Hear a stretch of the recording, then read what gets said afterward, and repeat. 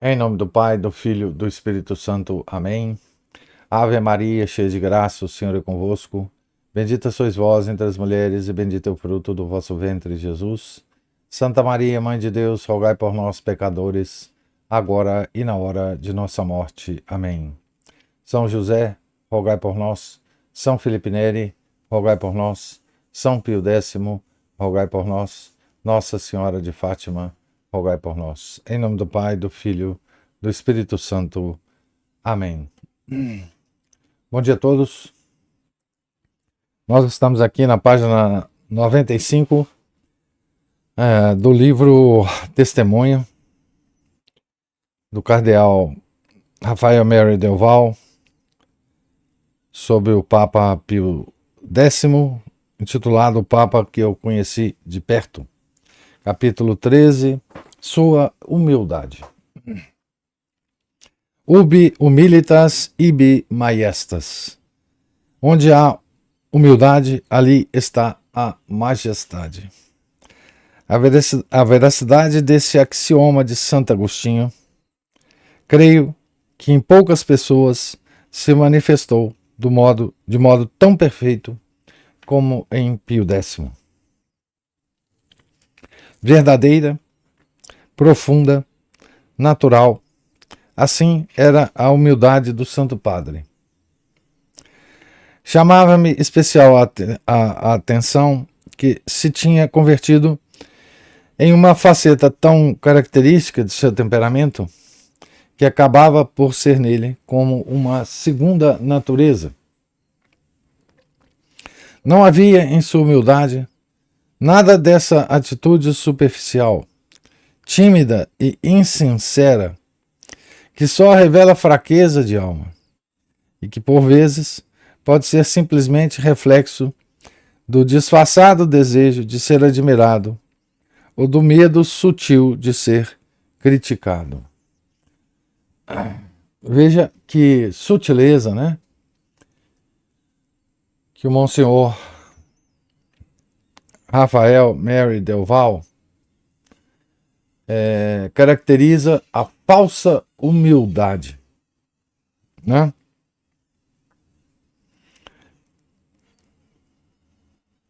Então, vou ler essa frase de novo para a gente mantê-la na mente, né? Não havia em sua humildade nada dessa atitude superficial, tímida e insincera.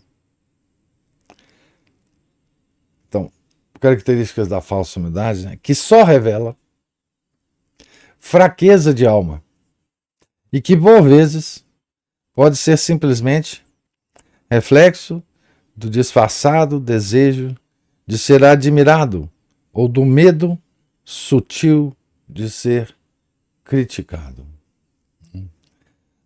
Então são características do falso humilde, né? Que nós conhecemos tantos, né? São tão característicos, inclusive de alguns prelados, né? De alguns padres que conhecemos, de alguns cardeais que conhecemos, e mesmo de alguns papas que conhecemos, né?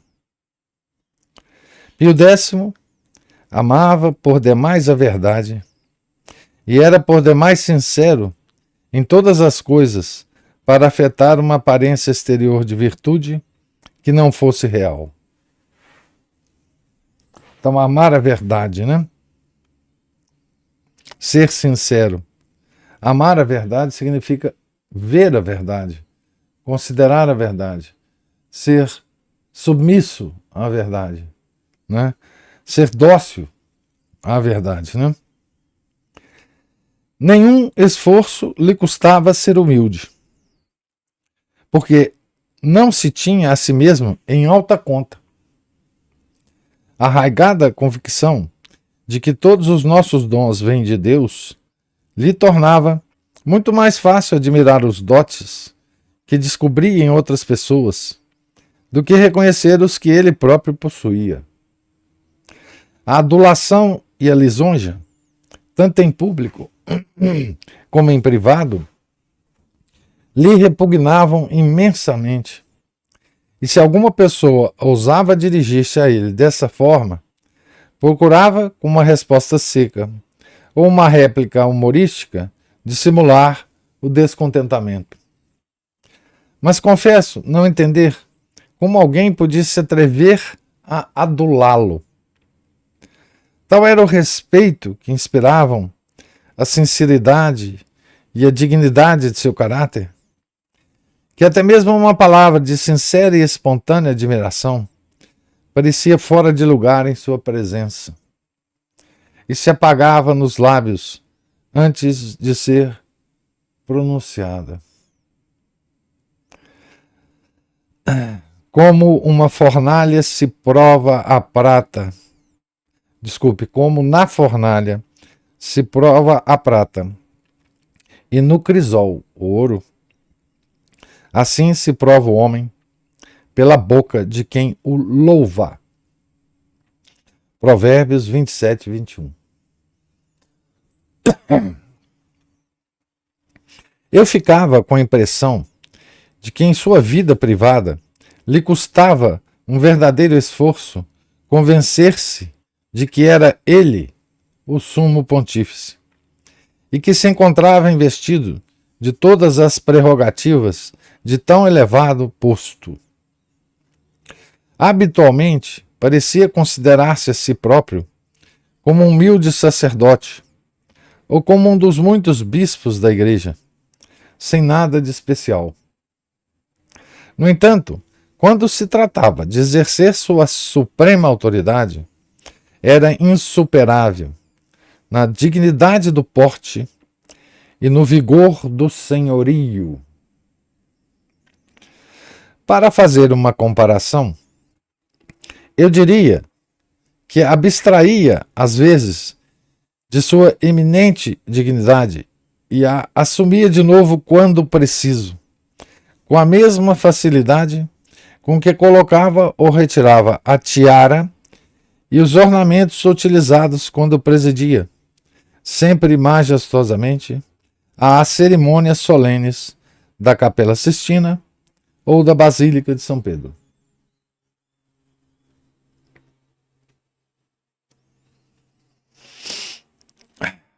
Então, ele nunca, em tempo algum, depôs a sua autoridade, né? Como fizeram os papas pós-conciliares, né? Ele nunca depôs a tiara, né? Como Paulo VI, né? Ele nunca depôs o seu poder supremo, como fez Bento XVI ao publicar a encíclica aquela que ele propõe à ONU como a instância suprema para resolver todos os problemas da humanidade e trazer paz ao mundo, né? Aquela Caritas in Veritate, né? Ele nunca faria isso, né? Ele sabia humildemente exercer a suprema autoridade espiritual do mundo, né?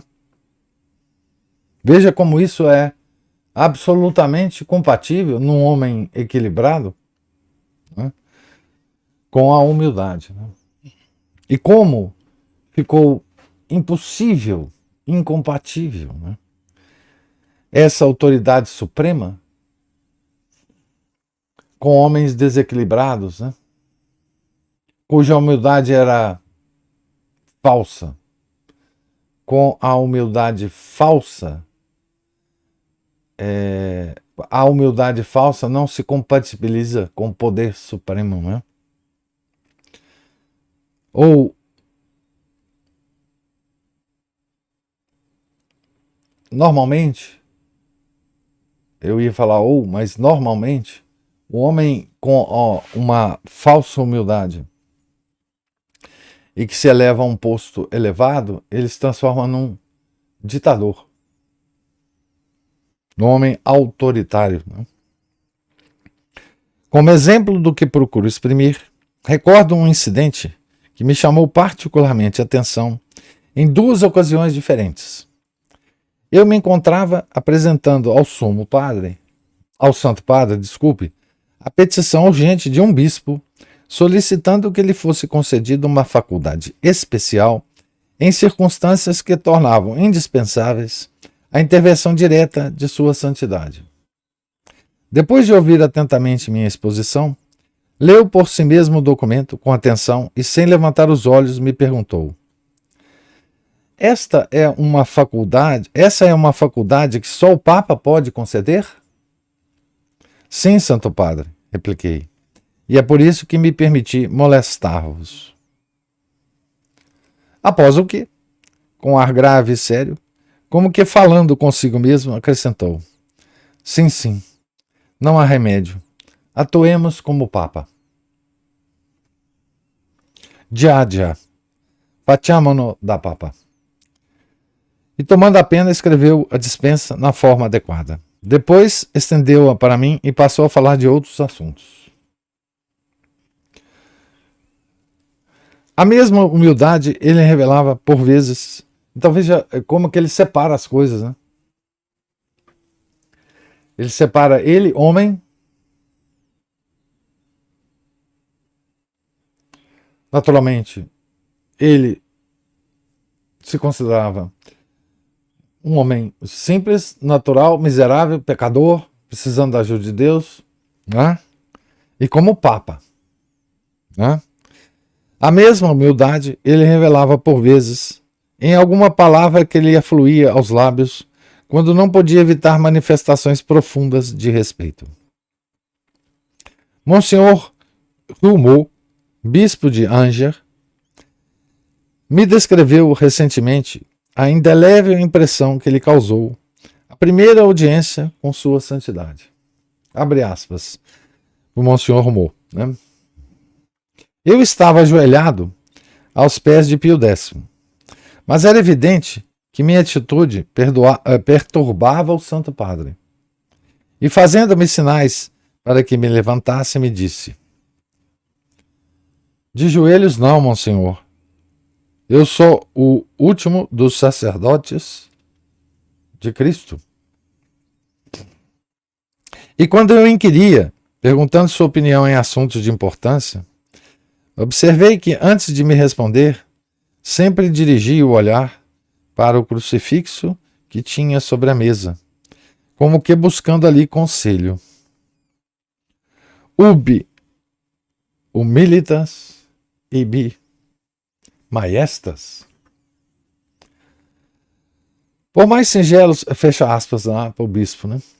Por mais singelos que fossem seus hábitos, por mais paternal e familiar que ele se mostrasse ao contato diário, no entanto, a dignidade de seu porte, a tranquila e modesta nobreza de sua pessoa, nunca deixavam de impressionar os que acudiam às recepções oficiais ou que tinham o privilégio de vê-lo oficiar nas grandes solenidades. Quantas pessoas conheci eu na vida que se jactavam de uma alta linhagem, mas que tinham podido aprender muito de Pio X em matéria de distinção. Distinção é uma característica evasiva, né?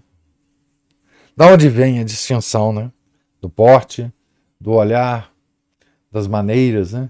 E ele era um camponês, né? Não esqueçamos disso, né? Seus sentimentos interiores estavam em plena consonância com essa distinção exterior. Em Pio X, a delicadeza de sentimentos, que não raras vezes é mais efeito da virtude do que herdada acidentalmente de antepassados ilustres, era patente a cada instante. Aqui ele está recordando, né, a origem camponesa, né, de de Pio X, né? Já aludi à sua requintada cortesia para com todos. Posso acrescentar que uma das coisas que mais provocavam sua indignação era que subordinados fossem repreendidos por atos que não haviam cometido, ou fossem censurados por faltas de que não eram pessoalmente responsáveis.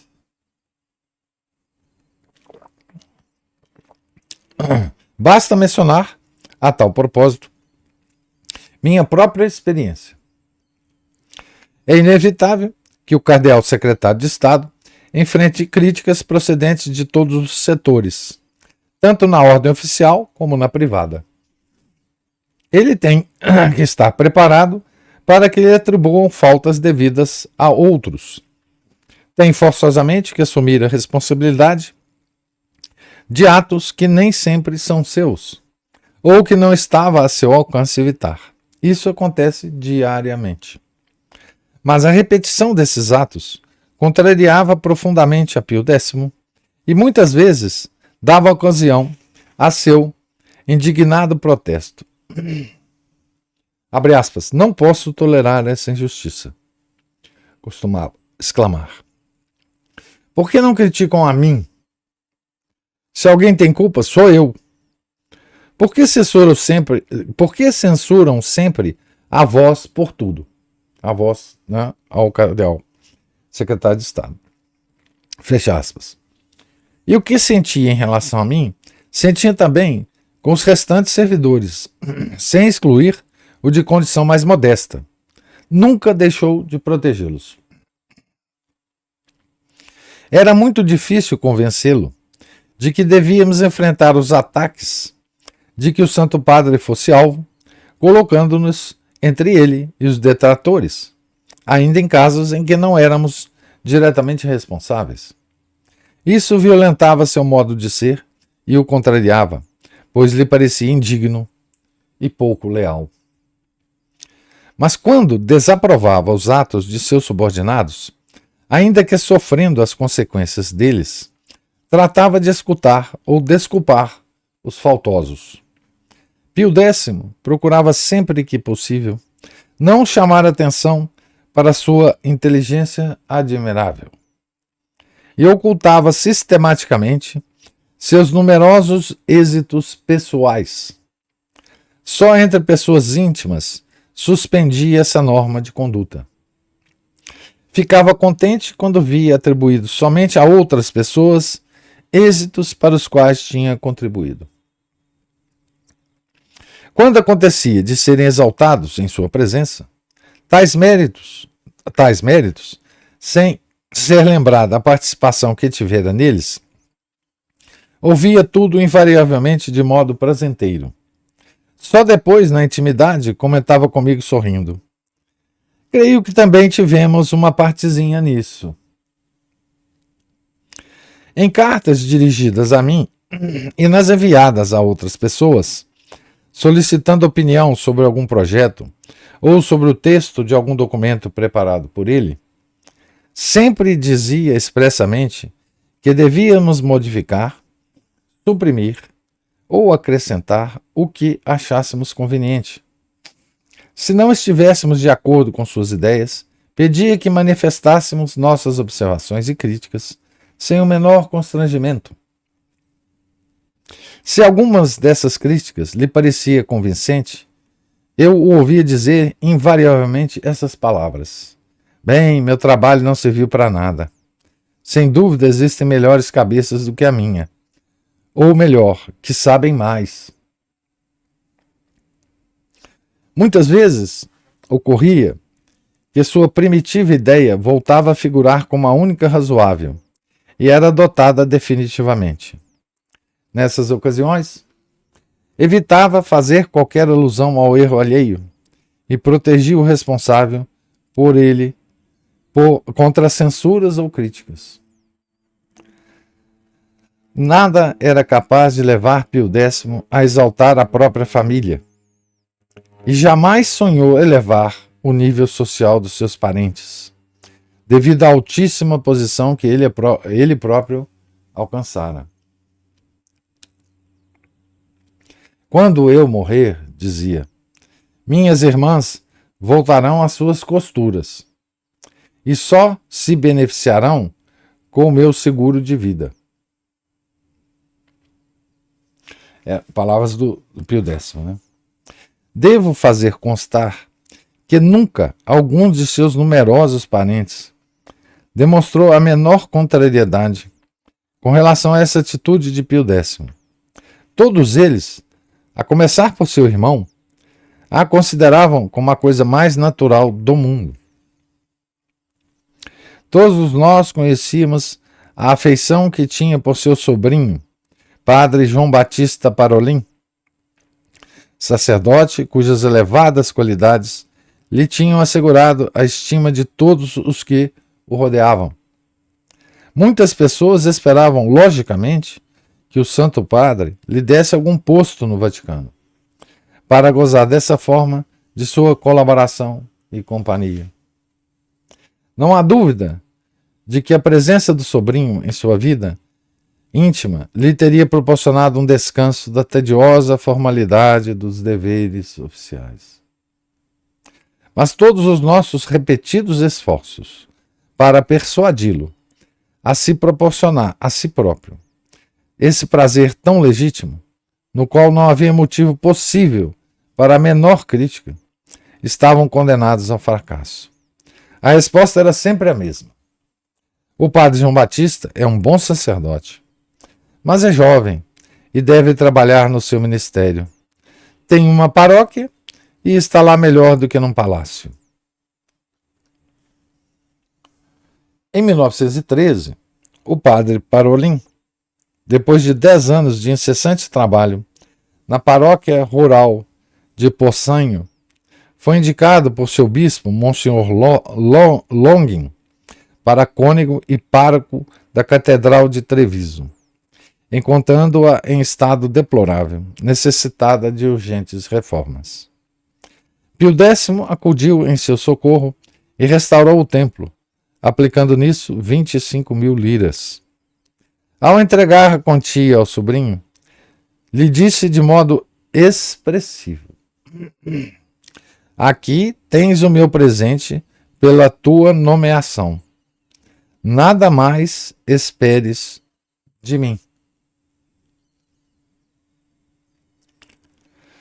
Foi seu sucessor, Bento XV, que, por sugestão minha, nomeou, no mesmo dia de sua eleição, Monsenhor Parolin, cônego da Basílica de São Pedro.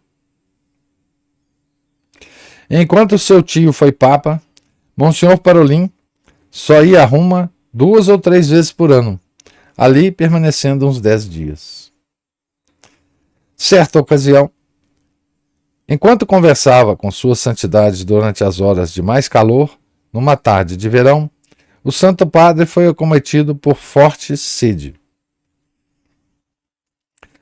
Monsenhor Parolin se levantou imediatamente para chamar um servidor que trouxesse um copo de água, mas o Santo Padre o impediu, pois, conforme explicou, tinha saído o ajudante de câmara, privado, e talvez se sentisse magoado se ao regressar soubesse que outro tinha precisado cumprir seu encargo, e assim se julgasse descuidado de seu dever. Ficou sem o copo de água e suportou a sede até a hora do jantar. O mesmo espírito de desprendimento, insistindo sempre no princípio de separar claramente sua própria pessoa, que tinha em pouca conta dos privilégios indissociáveis do seu elevado posto, o induziu a não permitir que suas irmãs residissem no Vaticano, apesar de viverem neste muitas pessoas menos merecedoras de tal privilégio. Proporcionou a elas uma habitação pequena na praça vizinha e recebia a visita delas 1 ou 2 vezes por semana, geralmente nas quartas-feiras e nos domingos. Ainda que não fizesse alusão ao assunto, estou certo de que essa norma de conduta que se impôs lhe custava grande sacrifício, pois as irmãs, que o queriam muito, eram verdadeiramente dignas de afeto, que ele, por sua vez, lhes tributava. Quando Rosa, a mais velha, a qual era particularmente unido, caiu enferma e morreu, sentiu no mais fundo do coração a impossibilidade de ir assisti-la. Essa mesma atitude em relação a si próprio e a tudo o que diretamente lhe concernia se manifestou também no seu testamento, no qual somente exprimiu o desejo de que se outorgasse uma pensão muito modesta às suas 3 irmãs que viviam em Roma. Isso é muito digno de nota, porque contrasta grandemente com a generosa magnanimidade que sempre demonstrava ao ajudar necessitados. As últimas vontades de Pio X em relação à família, expressas em testamento, são as seguintes. Então aqui a citação direta do testamento de São Pio X, né? Abre aspas. Tendo nascido e vivido pobre, e estando certo que também estando certo de também morrer muito pobre, sinto não poder recompensar à altura a muitas pessoas que me favoreceram, especialmente em Mantua, Veneza e Roma. Por isso, não podendo lhes demonstrar minha gratidão de outra forma, peço ao Senhor que as recompense com suas melhores bênçãos. Senhor Deus, né? Tendo o dever de velar por minhas irmãs Rosa, Maria e Ana, que viveram sempre comigo e me serviram sem receber em troca a menor recompensa, recomendo-as à generosidade da Santa Igreja, para que lhes seja otorgada a pensão mensal de 300 liras, enquanto viva uma delas. Sendo também pobres os meus demais parentes próximos, encareço a Santa Sé, seja concedido a pensão de 1.000 liras anuais a meu irmão Ângelo Sarto e às minhas outras irmãs, Teresa, Antônia e Lúcia. O prêmio de 10.000 liras, que deverá ser pago pela Companhia de Seguros de Vida, quando de minha morte, deverá ser distribuído em partes iguais entre meu irmão e minhas irmãs. 12 de junho de 1911. Então, aqui termina o capítulo sobre a humildade do Santo Padre, né? Tá certo? Então, o capítulo merece muito poucas observações, né? Exceto para dizer que quando o Monsenhor Rafael Delval vai dando exemplos, né, dos atos cotidianos de São Pio X, nós podemos viver, né, aquilatar como que essa virtude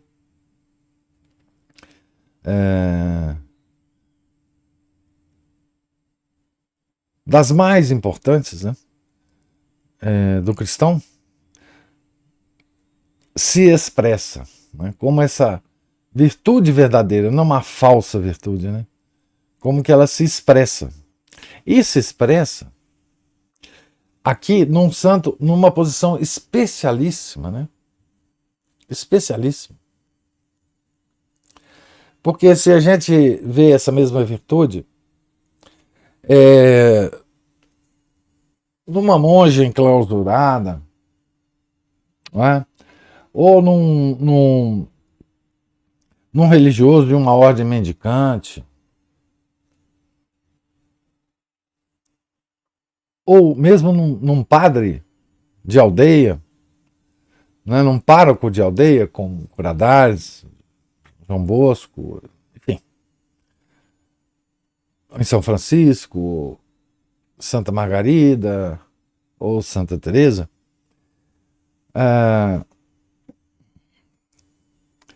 esse tipo de demonstração de humildade, nesses casos, ele não revela, né? Não revela como essa humildade pode ser exercida e se mostrar, né? Num mundo em que as relações são outras. Ou seja, no caso de São Pio X, isso é mostrado de uma forma excelente, né? Porque ele é o supremo, a,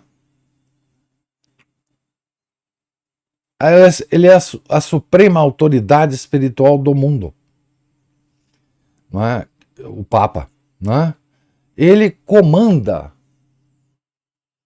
uma corte.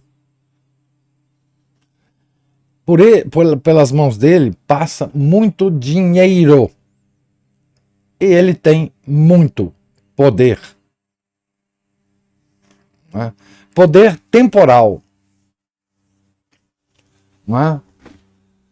Poder de dar, por exemplo, para as irmãos, para as irmãs, para os parentes, para o irmão, cargos, facilidades, etc, etc, etc, no nível pessoal, ou de dar essas mesmas coisas para outras pessoas que ele conhecesse e admirasse, né? Ou exercer a sua autoridade de maneira mais descuidada ou sem pensar muito sobre as consequências, ou maltratar os seus auxiliares mais humildes, ou, enfim, tudo que se pode fazer, tudo que um homem poderoso pode fazer, nós vemos então como é que a humildade modifica essa pessoa, como é que ela transforma essa pessoa em outra coisa, como ela permite que essa pessoa se separe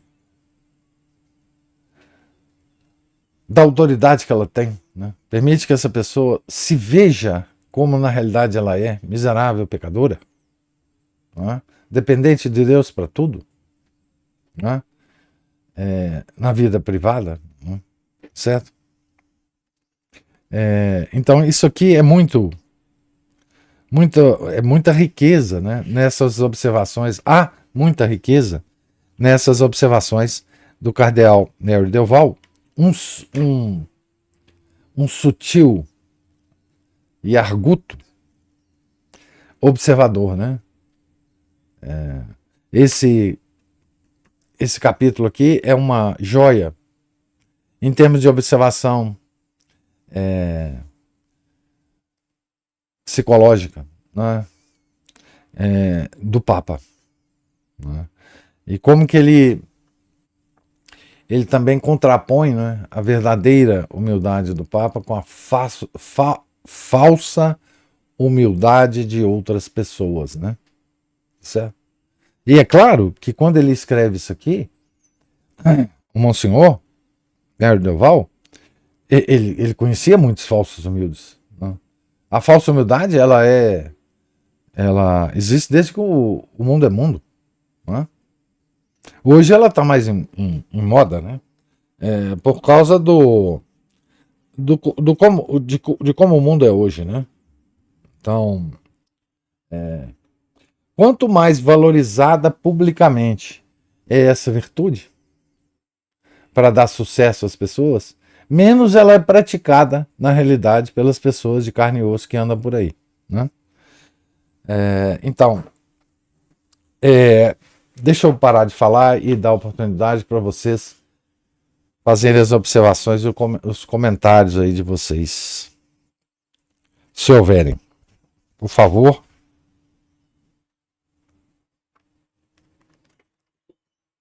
Oi, professor. Oi, Cristina. É surpreendente mesmo essa descrição, né, da humildade. Eu falo que a gente assim está tão perdido nisso, que a gente assim eu fico tentando imaginar, né, essa os pequenos gestos do Papa e essa naturalidade, essa essência, né? Essa humildade como essência, como é muito bem descrito, né? Ele exercia com magnificência o poder e, ao mesmo tempo, mantinha a virtude. Mas outras duas, eu estou sempre de olho aqui nas pequenas coisas, né? E achei muito interessante o Papa, esse cuidado com as pessoas que o servem nas mais mínimas coisas. Você deixar de ser servido de algo, dando a precedência, né, para quem tem o dever de fazer, para não constranger. Mas eu não posso deixar de imaginar ou de perguntar: será que é preciso ser santo para suportar 1 ou 2 ou 3 horas sem beber água, professor? Não precisa não. Essa não é. Isso não é Não precisa. santidade, não, né? Não é, professor. Não, O senhor não. pensa bem que, que coisa mais simples no mundo, né? Não beber água na hora que não precisa. Ou na hora que não se pode beber, né? Na hora que não se deve beber. Ou abrir mão para não constranger um simples serviçal do Papa. Isso é uma coisa muito interessante. Outro pequeno detalhe que me chamou a atenção é que a gente já vendo, né, na biografia anterior que foi lida, que ele tirava a comida da própria mesa dele e da irmã, né, porque não era só dele e da irmã, Da rosa. para dar para os pobres. Fez isso a vida inteira e me chama a atenção. Eu imaginei, pensei, assim, bom, já estava na expectativa de que ele deixaria todos os bens também para os pobres. E aí essa surpresa muito, assim, boa, eu quero dizer, porque está aí um dever, né, que nós temos para com os nossos, né, professor? Que é de cuidar dos nossos. Então, e ele se preocupou com isso, né? Isso é um dever de Estado, né? Ah, é. Não é que a gente pense assim, ah, eu vou ficar rico para deixar herança para os meus filhos, mas a gente pensa que quando a gente quer que os nossos filhos casem, a gente quer que eles casem, né? Primeiro, que isso é uma vocação natural da vida, mas também embutida nessa vocação natural está a ideia de que todos serão cuidados, né? E também o cuidado material, de deixar alguma coisa para os filhos, tá nisso, né? De que é um dever nosso, né? É. Então, um dever de cuidar dos seus. E achei isso muito significativo, que ele fizesse isso pensando assim, né, no seu desaparecimento, sendo que ele foi para a família, né, não deu nenhum privilégio, não ofereceu nada, não usou do poder, não usou de nada. Que justiça que ele fez, assim. Não é justiça, professor. É porque a gente tem essa tendência de achar que essa abnegação vai até o, né, Não, mas você pode ser abnegado com você. Você pode ser humilde para você, mas você não pode ser humilde para os outros e abnegados para os outros, né? é. Não dá. Então, assim, achei isso muito bacana. É, muito bonito. Muito bonito, assim, porque o pouco que ele deixou e pediu uma pensão para as irmãs É, e para o irmão, né? Pessoas que eram o amor da vida dele, vamos dizer assim, é. e que ele nunca privilegiou com nada, né? A não ser com o fato de ele ter existido, ter sido santo, porque que mais que a gente ia querer na vida, né, professor? Ter um É. irmão santo e pois. Mas é isso. Então, muito bom. Ótimo. Muito bom mesmo. É. Mas o Márcio mandou aqui, olha, uma observação. A humildade e a majestade foram veneradas e adoradas no presépio pelos homens sábios. A humildade e a majestade foram humilhadas e ridicularizadas na coração de espinhos pelos homens ímpios. Só um homem nobre sabe reconhecer e valorizar essas qualidades em outra pessoa nobre. A ralé humilha os humildes e despreza a majestade divina, que resplandece na humildade. Toda grande virtude pode ser fraudada pela soberba, e muitas outras virtudes podem ser difíceis de ser compreendidas e percebidas, principalmente as chamadas pequenas virtudes, aquelas discretas que se semelham às das vidas ocultas de Nosso Senhor Jesus Cristo dos Santos, como Nossa Senhora. Hoje em dia basta parecer ser. Ser é mais difícil e não ganha aplausos. Às vezes ganha o desprezo mesmo. Palavras sábias, Márcio. É realmente assim. O mundo, na verdade, assim. Hoje as coisas estão mais claras, né? Mas o mundo nunca apreciou, né, a humildade, obviamente, né? O soberbo sempre,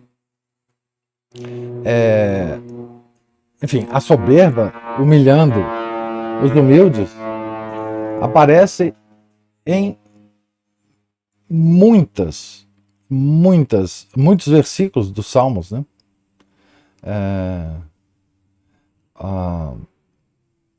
Essa toada, né, de que os ímpios humilham os justos, né? Esse pedido de Davi sempre, né, de que Deus protegesse os humildes contra a soberba dos ímpios, né? Isso é um tema recorrente nos Salmos, né? Que são a oração da igreja, né? Então, assim, isso nunca foi desconhecido, né, pelo homem. Mas também nunca foi, como hoje em dia, uma característica civilizacional, né? Hoje isso é uma característica civilizacional. Quer dizer, essa coisa de, inclusive por causa da psicanálise, né?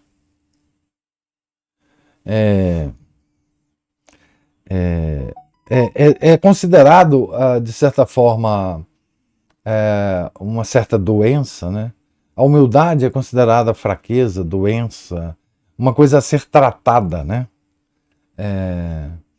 Então, assim, daquele tema, né, que nós até tínhamos aludido ontem, acho, que é aquela coisa de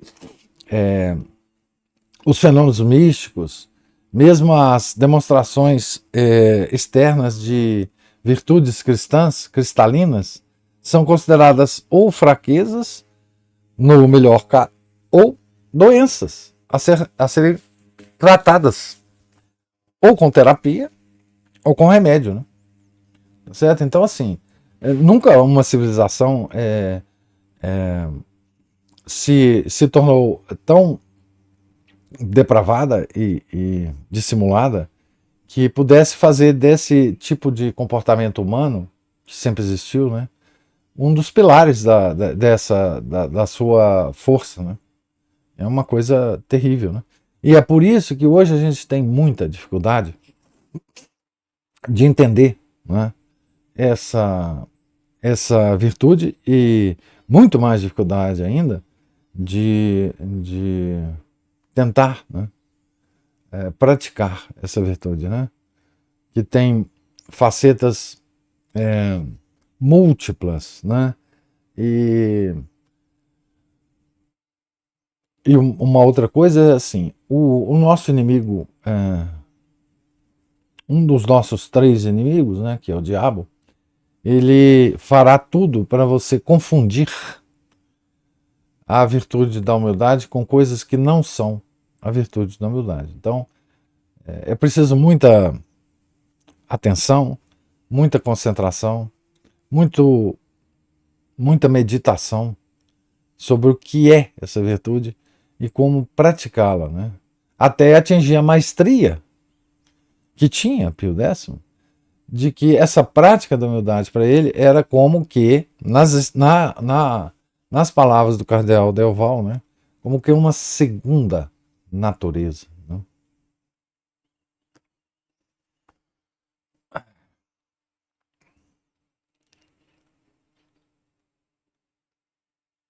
Aí me lembrou a Professor, cabecinha torta na igreja. É isso mesmo. Diga, Cristina.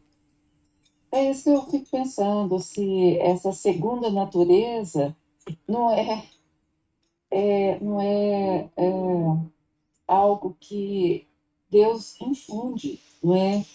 Assim, é próprio da pessoa. A gente luta, cada um de nós, com os nossos vícios de comportamento, que eu acredito, assim, são da natureza da gente, assim. É, você, quando a gente vai ficando mais velho, às vezes você vai refletindo Não é o que está sobre acontecendo com você, Cristina. Né? Obviamente. como assim. O ficar mais velho, não. Não, não, de forma Não nenhuma. é o que está acontecendo. Não é o que está acontecendo. Cada dia mais nova.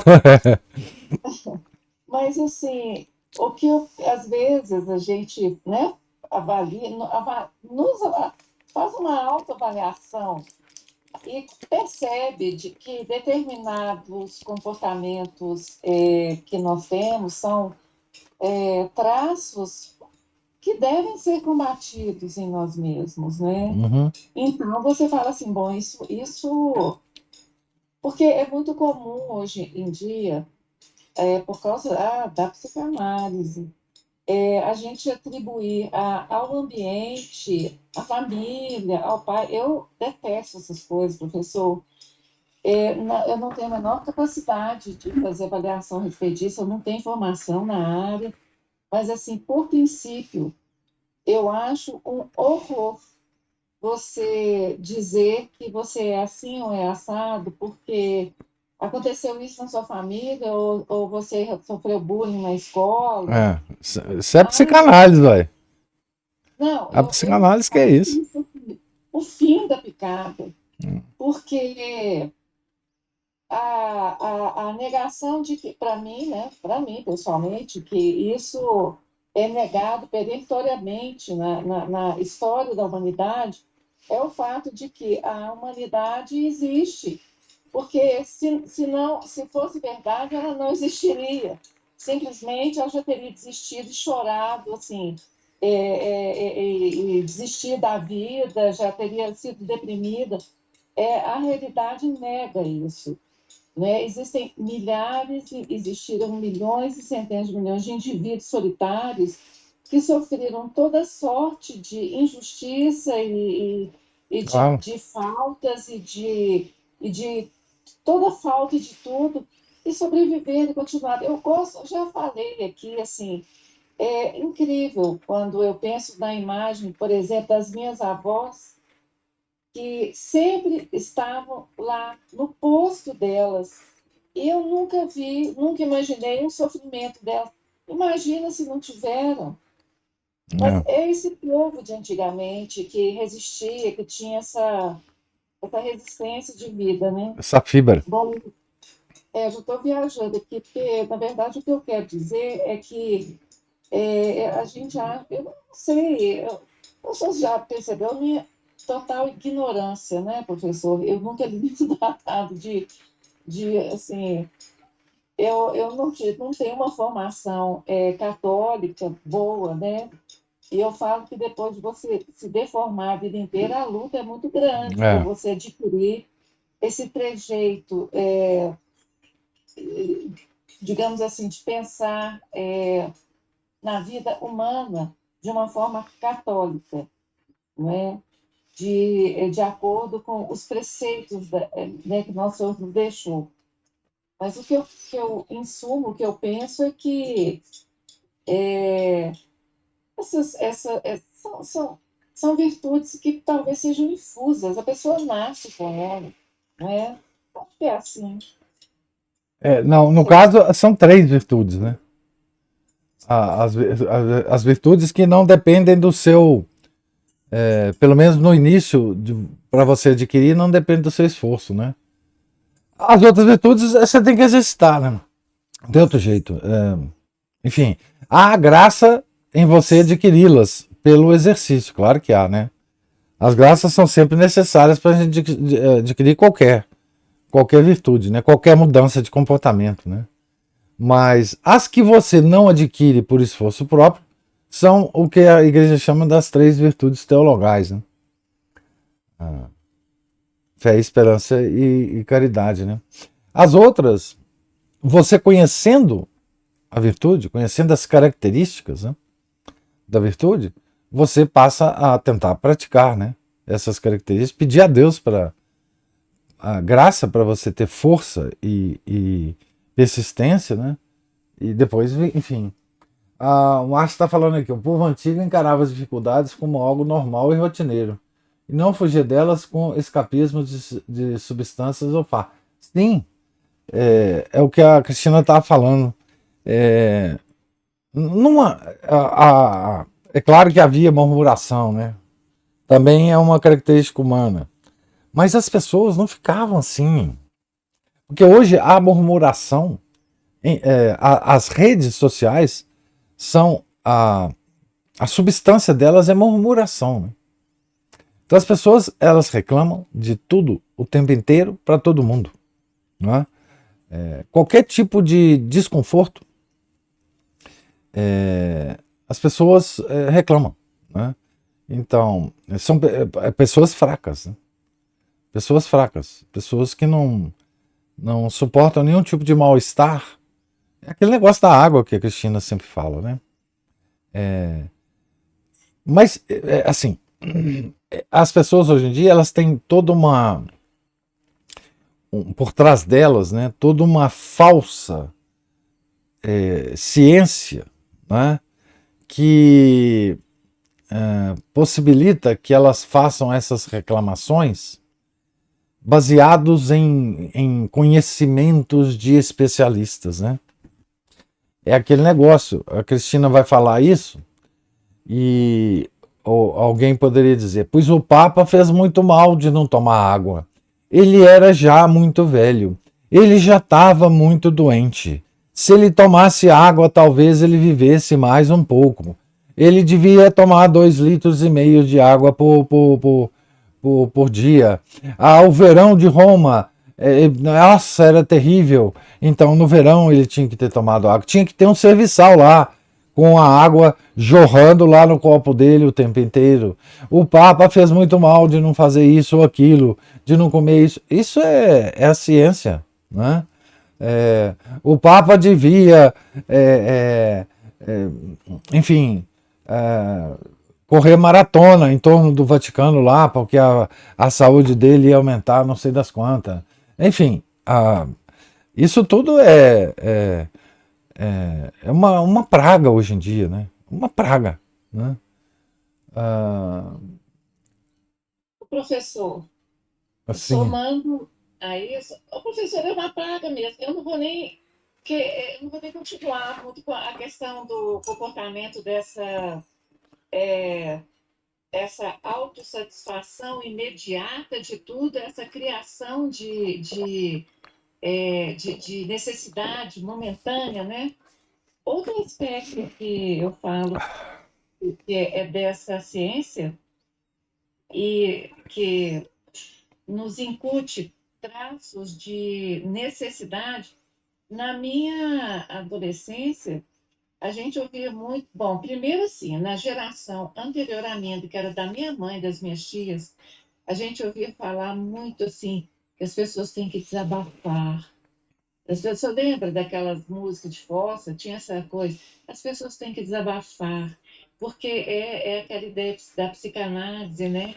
senão se torna neurose, né? Se você reprimir, é, Neurótico.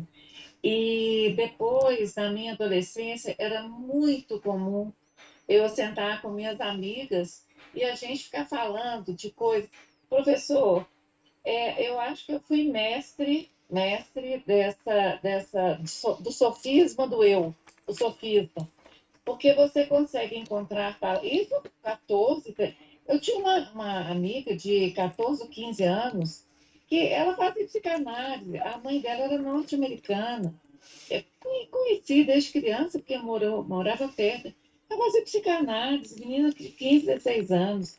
Era muito comum a gente falar. E eu falo assim, sofismas, essa literatura sartreana, Baudelaire, essas.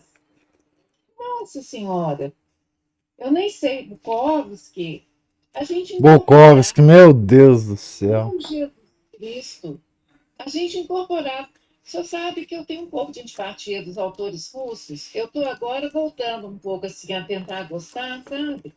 Mas eu tinha uma antipatia desses russos por conta desse excesso de humanidade em cada personagem. Eu falava, gente do céu, mas não pode ser desse jeito. Porque como é que você vive desse jeito? Você vive solipsisticamente, né?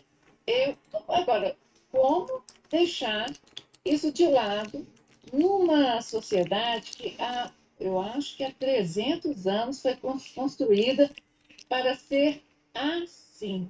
É, ué, claro, é. E, gente, não, olha, professor, eu passei por situações assim com meus filhos, de enfrentamento, assim, de pensar, meu Deus, a escola é contra mim.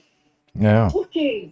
Eu não percebia em mim, por exemplo, eu não percebia o solipsismo na minha educação moderna, né, que era diferente da educação que eu recebi em casa, era educação na rua. Mas quando eu tive meus filhos, eu tentei dar a eles a educação que eu tive em casa. Pois o PG era 3.0. Era 3.0. Era. E hoje, sei lá, 28.0. Hoje eu não. Outro dia, eu conversando com um amigo nosso, ele falando da questão de comportamento, que aconteceu tal coisa assim na rua, eu falei assim, olha, não se assuste se daqui a alguns anos as pessoas estiverem naturalmente defecando nas ruas. É, Isso vai acontecer.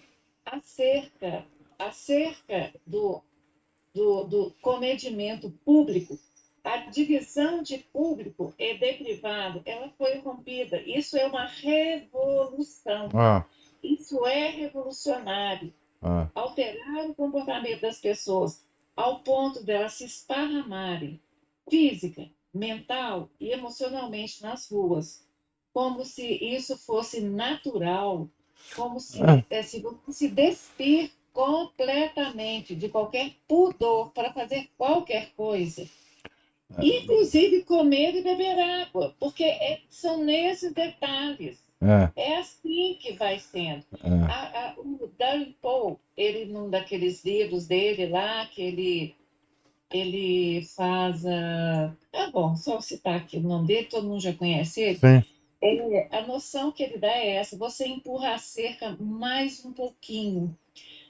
E com as crianças, isso é. Olha, eu morro de pena. Outro dia eu fui num lugar que eu vou falar sempre de comida, porque é a hora que eu estou na rua, né? Num lugar aqui de comer à tarde, não sei o quê. Uma menina com o pai, quando você vê uma menina com o pai, é claro que são divorciados, numa sanduicheria dessas, gourmet aqui e tal. A menina sentada com as pernas em cima da cadeira e perna aberta. Uma menina de tão mais de 10 anos de idade. É claro que esse pai não vê nenhum problema em nada, nem o pé na cadeira e nem a perna aberta. É. Então, assim, são esses detalhes de comportamento que você vai vendo assim. É o ataque mental, na psicanálise, na vida econômica, na sua, digamos assim, constituição interna de luta contra os seus vícios. Que é isso? Que coisa extraordinária essa virtude de São Pio X, porque a gente não sabe o que é isso mais. Eu estou Não. tentando imaginar aqui, ainda tem né? Essa completude desse ser humano aí, É, como é impossível a gente perceber. imaginar mesmo. É. É difícil demais. Pois é, estamos falando demais aqui. E Cristina, tem só para exemplificar o que você falou com dados estatísticos, né? Não sei se vocês sabem, o programa de maior audiência na televisão de todos os tempos, principalmente dos últimos, sei lá, 10, 15, 20 anos, é o tal do BBB, que é exatamente a exposição completa de todas as coisas privadas sendo televisionado, monitorado 24 horas por dia.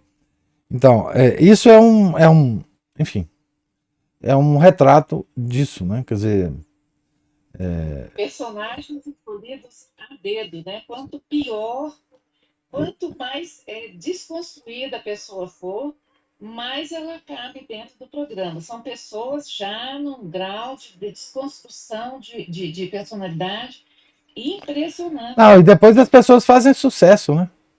Ah, sim. Às vezes você vê certas pessoas e fala, quem que é esse cara? Não, foi do BBB há não sei quantos anos atrás. Você fala, vai, né? Só exemplo, né? É. E aí, Tem muitos sendo eleitos agora, vereadores de várias cidades que participou do BBB. o professor é imparável, viu? Agora eu falo assim, isso não tem mais jeito. O que tem jeito somos nós que estamos ali na missa tridentina, prestarmos atenção nessas coisas. Isso tem jeito. Eu vou falar de missa tridentina, vou falar dos católicos. Sim. Isso tem jeito, assim, preste atenção, prestar atenção e vamos parar de seguir igual gado, sabe? Caindo em todas essas esparrelas. Exatamente. Vamos resistir. Ontem eu estava falando isso, assim, parece, eu falo isso assim, olha, falar que eu sou reacionária é fraco demais. Sejamos obscurantistas, vamos no literal da Bíblia. Exatamente. Porque, olha, o resto já está tudo perdido mesmo, sabe? Qual o problema? Ah, tenha dó. Isso mesmo, isso mesmo. Como professor, quando eu digo obscurantista, é lógico que eu estou usando essa palavra de forma contrária à da realidade. Né? Claro, ironicamente. É óbvio. Essa palavra sempre foi usada pelos nossos inimigos para qualificar a igreja numa época em que ela comandava a civilização, uma época luminosa em termos de fé e de clareza, né, civilizacional, justamente para colocar a pecha de obscurantista naquela que trouxe a luz ao mundo, né? Mas é óbvio, isso aí enfim, são características do mundo moderno. Por isso que eu acho que, assim, o São Pio X, ele é um santo moderno nesse sentido, né? Quer dizer, ele foi uma pessoa que demonstrou para o mundo que é possível, neste mundo que nós vivemos, sermos santos, apesar dos pesares, apesar do mundo, e mais, apesar dos altos cargos que você possa ter, tanto na esfera eclesiástica quanto em outras esferas, né? É possível você, e não só isso, como cativar as pessoas, mover o coração das pessoas, né? Enfim, essa talvez seja a grande utilidade, né, digamos assim, para nós hoje, da leitura dessa biografia, né, desse santo. É um santo, de fato, que tratou com o mundo, né, que se abriu ao mundo. Ele tratou dos problemas do mundo, tratou dos problemas políticos, tratou dos problemas geopolíticos, tratou dos problemas internos da igreja, heresia, etc, etc. Então, assim, não foi um monge, não foi, por exemplo, Santa Teresinha, menina de Jesus, né? Que é uma santa mais ou menos na mesma, de certa forma, contemporânea, né? Ou Coradares. Mas, assim, foi um homem que ascendeu, né? E apareceu e foi importante para o mundo em termos diplomáticos e, enfim. Né? Mas, então, alguma outra observação, alguma outra comentário? Hoje tem muitos comentários, muito bons comentários, né? Então amanhã nós continuaremos aqui, talvez seja a última leitura a respeito de São Pio X, né? Vamos terminar esse pequeno livrinho aqui.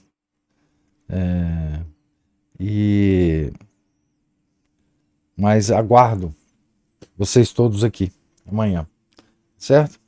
Deus lhes pague a presença, a paciência. Tenham todos um santo dia, fiquem com Deus. Em nome do Pai, do Filho e do Espírito Santo. Amém. Ave Maria, cheia de graça, o Senhor é convosco. Bendita sois vós entre as mulheres e bendito é o fruto do vosso ventre, Jesus. Santa Maria, Mãe de Deus, rogai por nós, pecadores, agora e na hora de nossa morte. Amém. São José, rogai por nós. São Felipe Neri, rogai por nós. São Pio X, rogai por nós. Nossa Senhora de Fátima, rogai por nós. Em nome do Pai, do Filho, do Espírito Santo. Amém.